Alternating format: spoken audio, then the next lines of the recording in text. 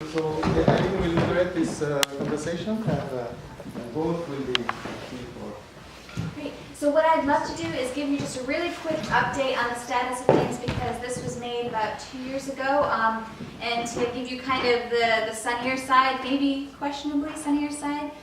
Right now in Iceland, the constitution is in this kind of constitutional purgatory. It's in a really low-lying drawer in parliament, so it still does have a chance of existing as the official Icelandic constitution, but it's kind of being just ignored.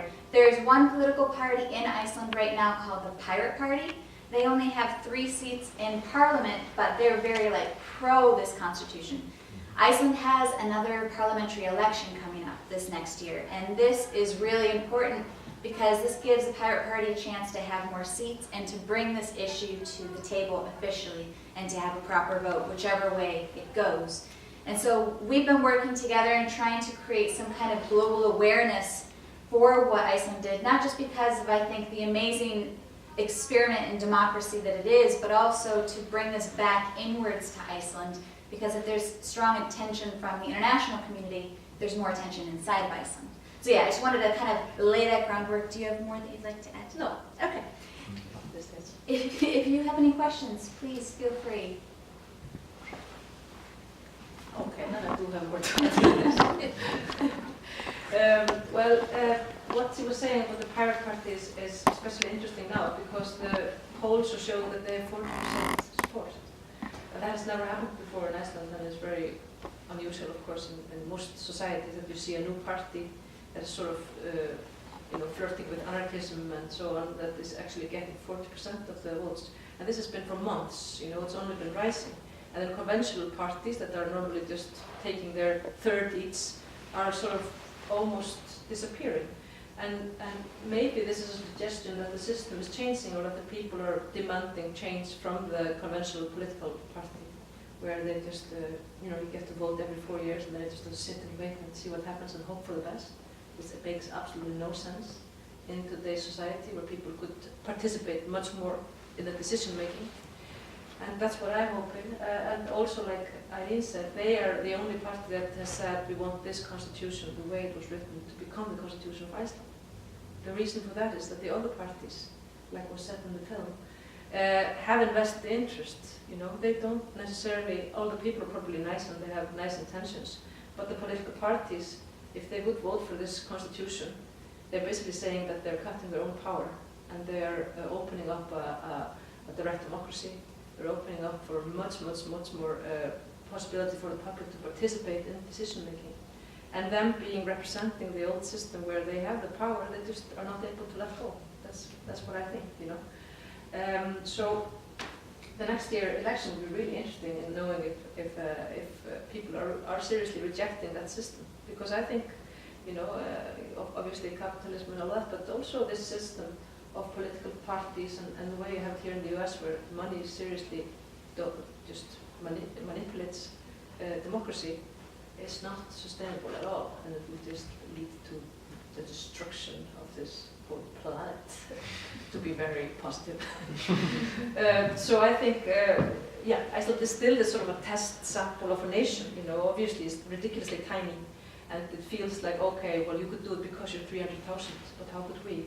But in my opinion, it just proves that this is a way forward, that when you make legislation, especially social contract like constitution, you have to involve the people that are supposed to abide by it. You can't just have the normal 20 white guys go into a room and write some stuff that then they apply to the others because it suits them. Those days are hopefully over. So what we hope, or what I believe also, being a ridiculous optimist, is that we're just midway through. Obviously, it's really, like you saw the people, when was that shocked when they're saying, oh, we're going to have a new constitution. 2011. Yeah, and now it's like 2016 and we still haven't got it. We had a national referendum, where 2/3 of the voters says we want this constitution to become the new constitution for Iceland. And the politicians just took that decision and ignored it. And that's obviously has not been forgiven by the people, because you don't have any other Western society ignoring the decision of a national referendum. That is just crazy in any terms. So So I think we're at this weird middle of a river place now, where we're trying to cross, and we don't know if it's better to return or to keep on going. But we need to keep on going if we're supposed to make a difference and make a better society. And it's difficult, you know. It's really easy to be sort of sucked back into the whole sort of, oh, it's impossible, you know, it's the way it is, so we can't do anything. But it's not true. It's such a tremendous honor to be presented. This is the first time we've been able to present the film together like this. So this is huge for me. I've been to over 100 performances of this, and every time I feel this kind of swell in my heart. I'm like, oh my God, we could do this. Something could happen. Like there's some kind of this rumbling underneath. And I'm not a political scientist. I'm not a lawyer. I'm a journalist, you know. But I felt like I could be a part of citizenry from watching this, from hearing your words, from watching this work. We saw 25 individuals kind of set their life aside for this period of time for that same belief system, that things are not working. We see that. So let's get out of that and let's try to imagine new. Even if it's not the best in hindsight, it's not the perfect situation, we're going to try these different experiments and we're going to make something work. And every time I would come home after being in Iceland and filming this, people in our country would go, what? They're doing what? Oh my God. So there's something there that we connect to, you know? Do you guys feel that too?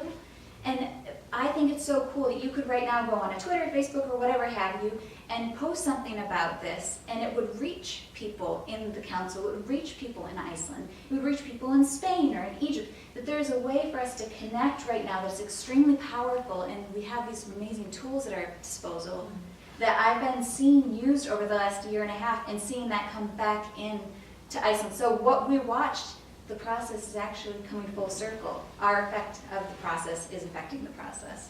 I don't know, I think that's pretty cool, don't you? Yes. I have a question. So I think that the issue of money is, and consumerism, that's an issue all around the world.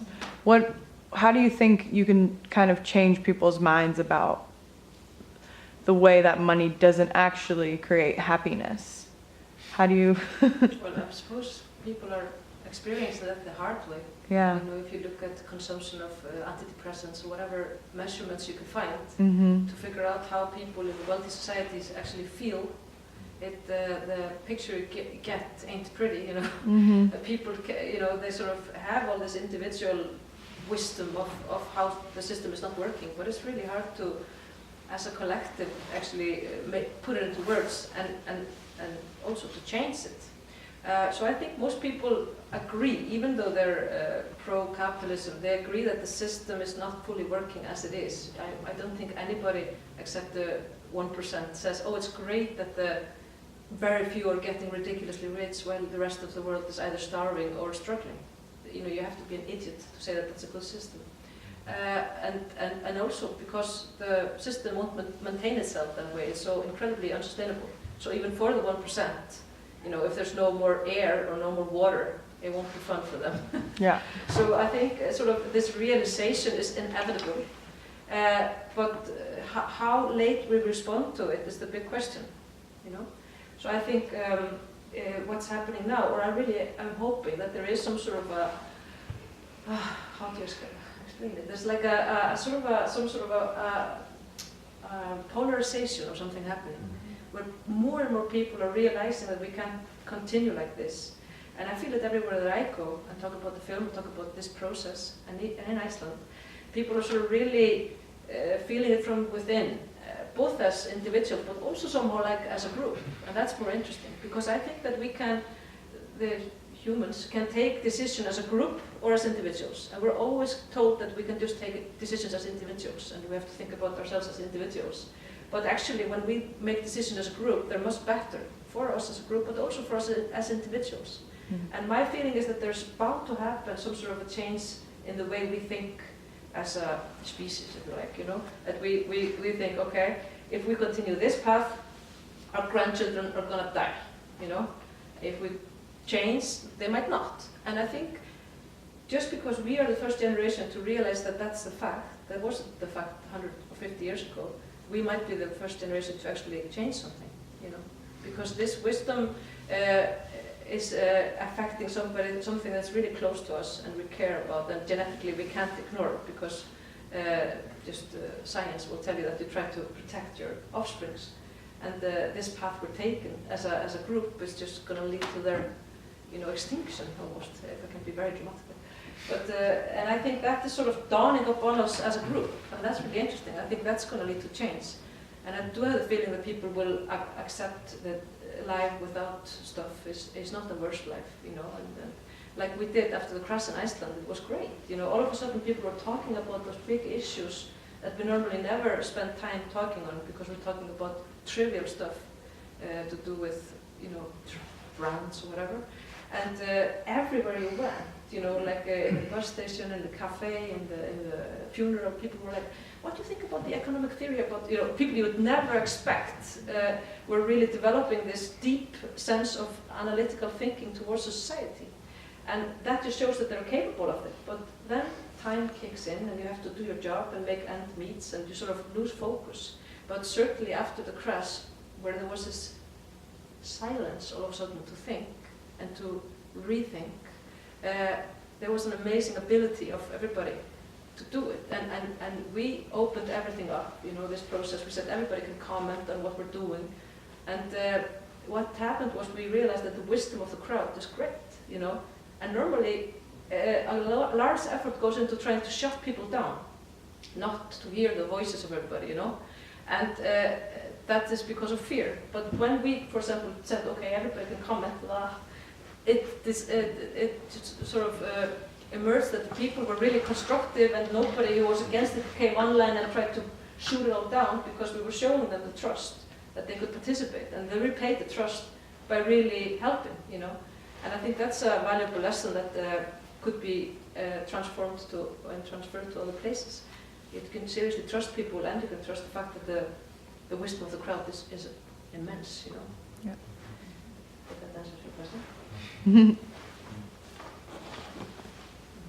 So, I don't know, maybe I'm missing something here, but why is it called